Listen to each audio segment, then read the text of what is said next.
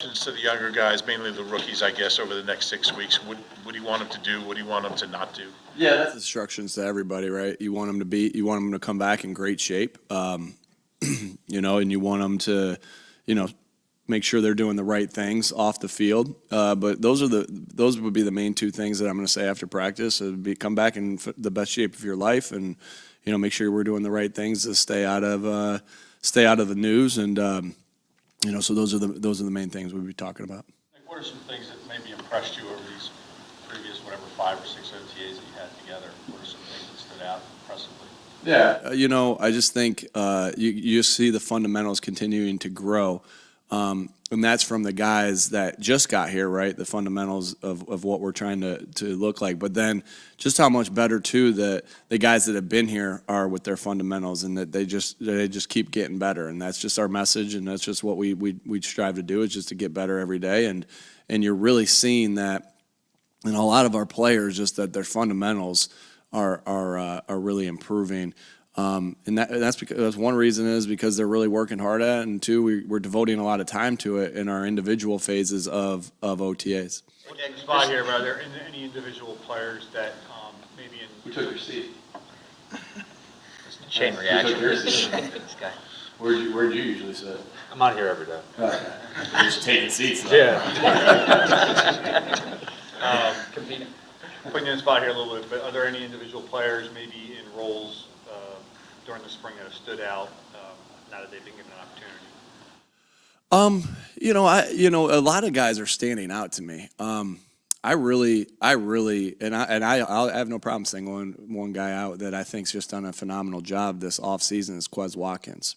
I think I love his attitude of, and I've said this to him, and I have no problem saying it here, like, oh, you guys, some people around here, and it's not in this building. We got a ton of confidence in Quez Watkins, but I kind of sense from him. He's never said this, but I kind of sense, oh, some people think I stink. Wait, and that's how he's attacked every day.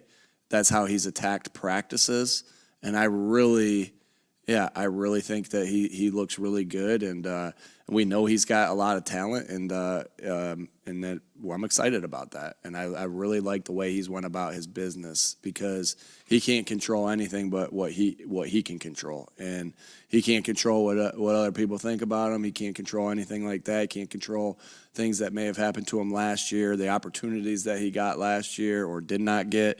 All he controls how he works, and I'm really been excited about how he's went about his business. Hey, Nick, this time last year, you had noted a jump in Jalen's accuracy and decision making. I'm curious, now at this point, is there something that he had worked on in the offseason that you're starting to? Again, Jalen may be the most coachable person I've ever been around in my life, and that I mean, he's just always looking to get better. Now, that's our job as coaches, to make sure we're feeding him good information. He's so coachable. Like, he just keeps getting better, and he keeps getting better, and he keeps getting better. And so I see another jump in everything that he's done with the accuracy, with the decision making. I mean, we're doing 7-on-7, so there is no rush. So there's no pass rush except for the guys that are walking at him with the bags. But Peter, our equipment manager, is not going to make a sack on him in that particular case. But but I do see his development continuing, and that's why we talk about with Jalen all the time. I don't know what his ceiling is, because he just keeps getting better, and he's gonna continue to do that. And so I've seen that same jump, just the decision, the speed in which he makes his decision, his accuracy of his throws. He's really had a good spring. So far, what stood out about Jalen Carter and Nolan Smith and how they acclimated? Yeah, I think you just see their athletic ability and in the drill work. We're doing a lot of 7-on-7, not team drills, but they're getting a lot of individual work, and so you're seeing the things that we saw obviously on tape, and of what they do well, and the power, their athletic ability, their personalities, right? And so you're seeing that every day in drills, and so it's not the same type of measuring stick that you get for maybe a skill guy who's getting some team periods with the 7-on-7, but you're seeing the development in the skill and you're seeing their skill in the individual periods with Coach Rocker and Coach Wash. What are you seeing from the running back room? You brought in the two new guys, and DeAndre and Rashad, plus you have Kenny and Boston Scott. Like, how is that competition kind of Yeah, you got Trey too, who we're really excited about. And Kenny Brooks is doing a nice job. Man, it's like we got backs we got a really deep room there, and you're excited about the competition that we're gonna have there. Backs get a little bit more chance to shine when the pads come on, right? Now they're still out there doing some things, and Kenny and DeAndre have done a really nice job in the receiving area, and so has Boston. They all have, but really Kenny and DeAndre have done a nice job there. Some of those competitions sort itself out when they get the pads on, especially with that position. But man, we're deep there. It's a good problem to have, and as a coach, and I know, it's just a really good problem. So we're really deep at that spot. It's going to be great battles to who makes this football team, and they're all going to be able to contribute in some sort of way. Nick, we were talking. DeAndre Hopkins expressed interest in coming here. Is that something you would consider? I'm really pleased with the group that we have. Howie's always looking. Howie and myself are always looking for opportunities to make the team better. But I really love the room that we have. I think we got a really phenomenal room, led by AJ and Devontae, who've had great springs, and I'm excited about Quez. I'm excited about OZ. I'm excited. I'm just excited. And Bring Covey's taking another step. Right, we got some young guys in the fold that I really like. So I'm really pleased with that room. You never know what's going to happen, but I really like our room, and I'm really pleased with that room. Nick, how much does practice change now that you had to move it indoors with the Eric Wallace? We have to do this in the season too, right?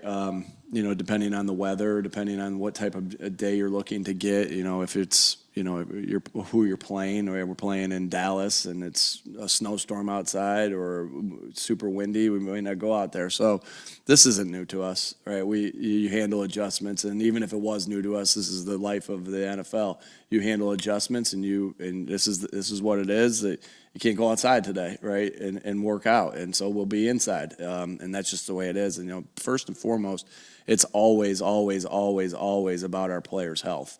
We're always going to put their health first, and the people of our building. You guys, right? We don't want you out there breathing it either. I'm not quite as concerned about you guys as I am about the players, but we're always considering, thinking about them first, and with the baseball games getting canceled and everything. Again, we have the number of what we can be outside, when we can't be outside. Our trainers and doctors do a phenomenal job of giving us the information. And obviously today it's an indoor practice, but it's business as usual. This is not new to us. Nick, So we were Coach talking. had, sort of talked about wanting his defense to be palpable. He wants opposing teams to, feel the defense or whatever. Curious if that was sort of part of his pitch when you were interviewing, and if that's something that you've sort of adopted, like team-wide, as opposed to just defense. Yeah.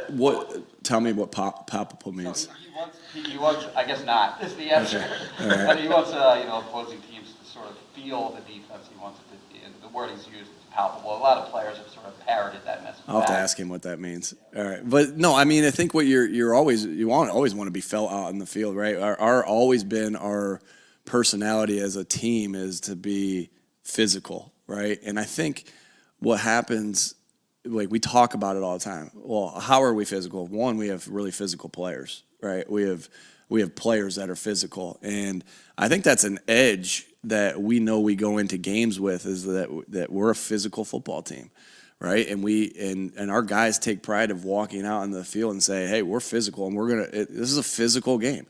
And for the past 2 years, I know that's what we talk about a lot, is just, hey, who are we? We're fast, we're physical, and we're for each other, right?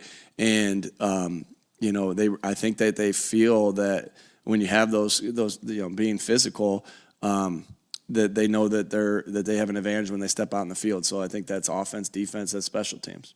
Last week, Nick, we were talking to Nick Morrow, and he mentioned something. He said he's learned more about situational football in 6 weeks here than he has in 6 years. Why, what do you guys do that other teams don't do when it comes to situations? Well, you know, we talk about it a lot, right? We talk about it an awful lot. Like this, you know, in the off season, I can give you some things, but you know, after we have a practice, after we have an OTA, we'll come in here, we'll review the practice film together as a team, our accountability piece, and then we'll get into situations, right? And whether it's today, it was 2 minute.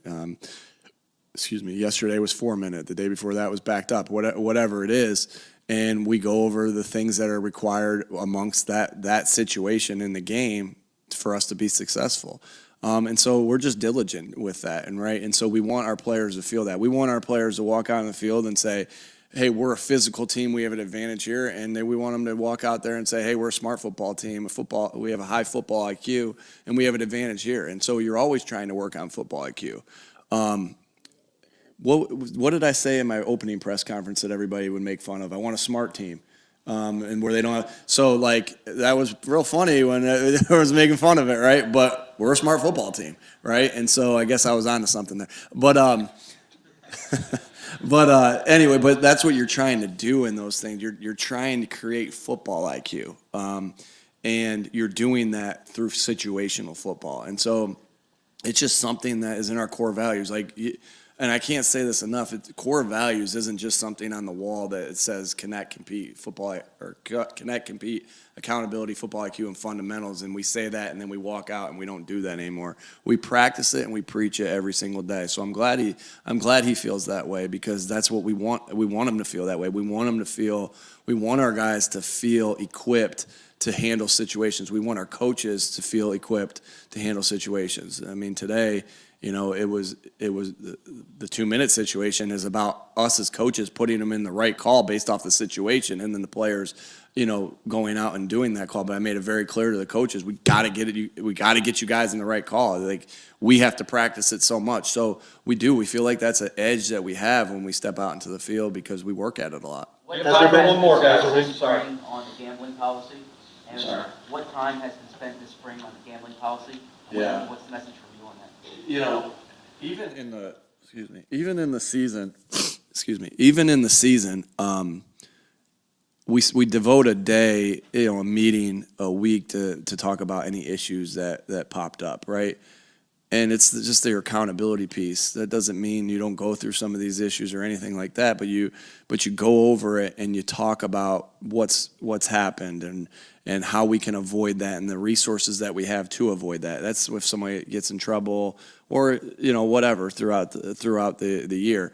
And you do the same thing with a situation like this, you know, because it's real, and you just try to educate. You try to tell them, you know, what the rules are. You try to tell them, you know, the resources we have. There's just so many things available to us, and so again, it's just an educational on it, and that you just talk about, and you just you don't hide problems. You put them out in the open, in attempts that you don't repeat problems or have the problems yourself.